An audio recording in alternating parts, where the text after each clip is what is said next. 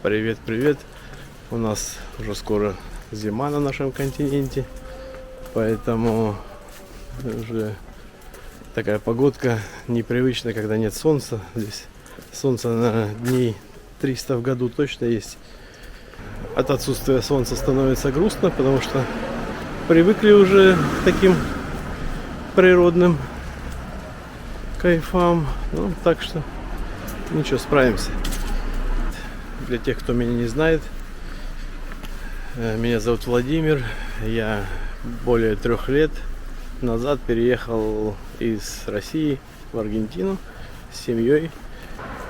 Мы переехали сюда с 2 чемоданами, без знаний языка, без какой-либо информации о стране. Ну и с первых дней нам все здесь понравилось. Многие, кто меня знают, по этажеру номер 5. Закончилась аренда гаража, закончились инвесторы, и теперь я открылся сам, так что теперь будем работать над повышением качества обслуживания, так как свое это свое дело. Здесь мы живем уже почти 4 года, и вот на прошлой неделе, так как я автомеханик, открыл свой этажер по ремонту автомобилей. Закончилась эпоха работы на дядю, на процент. Вот, так что теперь я сам. Также со мной работает электрик. Теперь вообще никаких проблем по электричеству, установка фанташи, магнитофоны и прочее. Поэтому приезжайте, будем рады. Клиенты в основном у нас русские, но почему-то мало еще аргентинцев. Здесь меня на канале смотрят много аргентинцев. И подскажите, почему вы такие недоверчивые? Почему вы едете ремонтироваться по более дорогим ценам, с плохим качеством? Ну, не приезжаете в сервис, где вам сделают по более доступным ценам, более качественно и быстро. В чем недоверие? Объясните в комментариях, напишите. Вот. Языкового барьера как такового уже нет, потому что что-то я знаю уже по-испански. И Иван, электрик, он тоже хорошо говорит по-испански, поэтому проблем в коммуникации не должно быть. Насчет качества, это не просто слова. Я каждый день вижу автомобили, которые после местных мастеров попадают ко мне, и там прям серьезные проблемы с этим. Ну, я там немножко снимаю еще на другой канал о работе, поэтому можете перейти по ссылке. В конце видео будет ссылка, и посмотрите видео. Вот сейчас записываю, едет машина со спущенным колесом, видимо без запаски, грохот такой. Ну, в общем, как-то так. Вот так вот выглядит в Аргентине осень. Через пару недель будет зима. Вообще мы кайфуем после нашего Краснодарского края. Казалось бы, зеленый должен быть, но более полугода серо, мрачно. Это если не вдаваться в другие подробности, происходящие в мире. Ну, а сегодня воскресенье, мы решили прогуляться и идем в сторону работы. Работа теперь гораздо ближе. Раньше гараж был в Мартинесе. Это было часа 2 пешком. Сейчас ближе, Виша-Майпу. Соответственно, вот будет ниже адрес и телефон, WhatsApp. Пишите на русском, на испанском. отвечу на вопросы интересующие. Также пишите по ремонту. Ну и будем вас ждать, так сказать. Всем, кто помогал и принимал участие в открытии этажера, всем выражаю огромную благодарность. Спасибо большое. Именно сам переезд мы не стали никого просить, и вдвоем с Иваном все перевезли на моей старенькой машине. Прям пригодилась она уже который раз. И все выдержала. Вот, раньше делали нормально. Вот у нас четверг. Куча всего. Инструмента, машин. Вот сейчас надо все это собрать, отдать и вывести. Еще мотор ставить. В общем, в понедельник должно быть здесь пусто. Посаженный с подъемниками.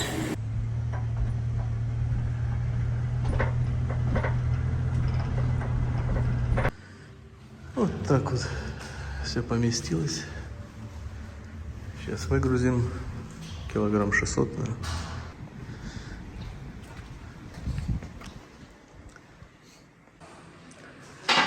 Вот так вот все завалено.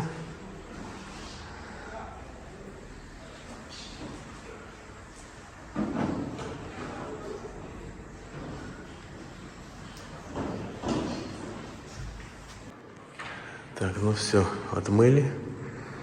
Все блестит.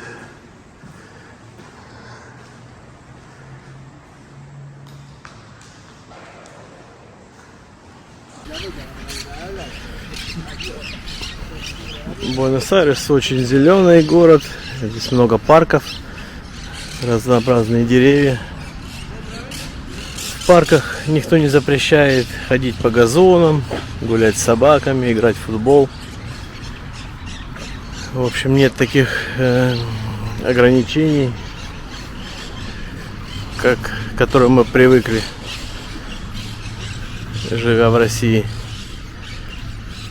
То ли потому, что климат не такой, и трава растет похуже, если там кто-то несколько раз наступит, уже не будет той красоты, то ли просто на всякий случай, чтобы вели себя в рамках. Вот деревья, какие-то листья скинули, какие-то нет. Здесь вот вообще красного цвета, какие-то иголки.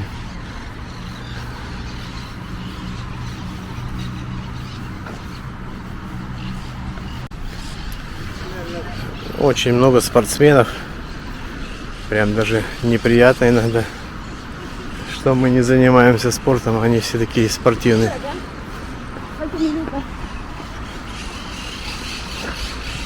Там вон фонтанчики. И уже недалеко осталось до работы.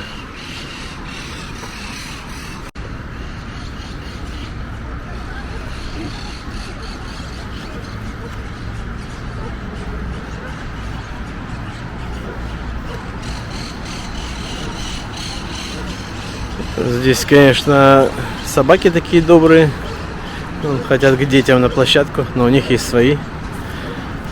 Также здесь попугаи, как воробьи, просто сумасшедшие. Но они обитают на определенных деревьях, и не везде можно их увидеть, встретить.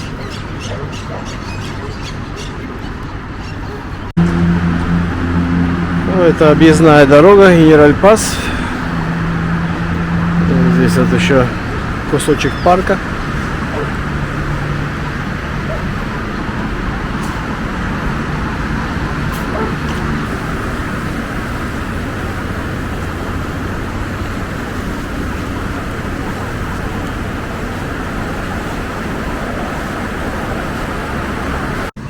Только перешли под мостом Генераль-Пас, и провинция в большинстве случаев выглядит вот так. В столице все стараются убирать, там делать тротуары. Здесь вот военная часть. И много мусора. Ну, как бы нас это не пугает после России. И не такое видали. Вот, поэтому кто-то мне писал в комментариях, да когда же вы перестанете подчеркивать, что вот здесь намусорено, еще что-то. Ну, а почему нет? Мы показываем, а ни в коем случае не говорим, что это ужасно. Ну, это, как говорится, не нужно больше убирать, нужно меньше мусорить. Если каждый будет более за собой следить, то и чисто будет везде. Такие магазинчики, автосалоны. Судя по тому, как сгущаются краски, Тажер уже близко. Здесь справа парк Технополис, а это улица Конститушентес. Кто-то куда-то торопится. Здесь огромная территория парка. А здесь фабрики, заводы. Это индустриальная зона, ну, типа как промзона, да, называется. Здесь вот продают роботизированную технику для конвейеров. Здесь большой этажер по грузовому шиномонтажу. И на каждом углу фабрики, много разных вещей делают. Так, ну более-менее разложили все. Осталось здесь освещение смонтировать, потому что не хватает освещения немножко. Ну и установить подъемник, и будет все нормально.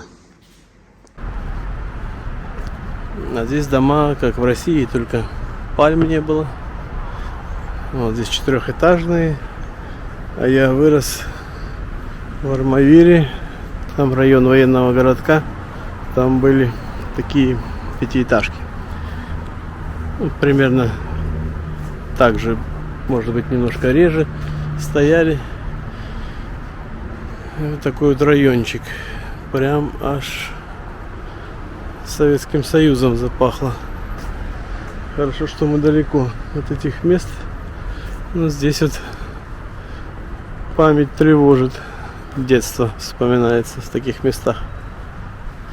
Конечно, у нас не было зеленых таких лужаек, было все вытоптано, все было серенькое, грязненькое, особенно после дождя, только в резиновых сапогах передвигаться.